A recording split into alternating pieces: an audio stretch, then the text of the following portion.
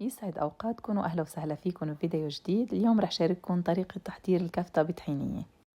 طبخة سهلة التحضير وطعمها كتير طيب. بصينية الفرن دهنتها بزيت الزيتون، حطيت حبتين كبار من البطاطا مقطعين لشرائح وعليهم بصلي كمان مقطع على شرائح، دهنت وجههم بزيت الزيتون، رشة ملح ورشة فلفل ورشة بابريكا وعلى الفرن والع من فوق ومن تحت لحتى يستووا.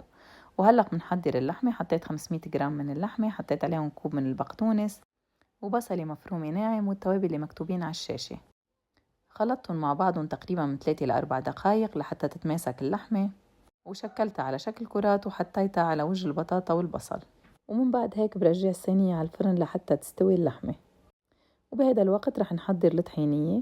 حطيت 3 كوب من اللبن وعليهم نص كوب من الطحينة، حبة من الثوم المهروس، رشة من الملح، 4 ملاعق كبار من عصير الليمون الحامض. بنخلطهم وبنضيف عليهم ربع كوب من المي لحتى نحصل على القوام الناعم، منه كتير شديد ومنه كتير رخو مثل ما شايفين بالفيديو. وبمقلية على النار حطيت ملعقتين كبار من زيت الزيتون، بصلة صغيرة مفرومة ناعم، وبس دبلت البصلة ضفت عليها مكعب من مرق اللحم، أكيد هيدا اختياري بس بيغني النكهة.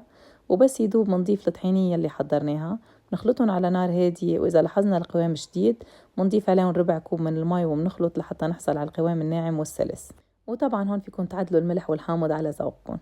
ومن بعد ما استوت اللحمة بضيف الطحينية على وجه اللحمة وبرجعها على الفرن بس 10 دقايق لحتى يتسبكوا مع بعضهم، وهيك بيكونوا صاروا جاهزين للتقديم. زينت الوجه بالبقدونس المفروم وبالقلوبات.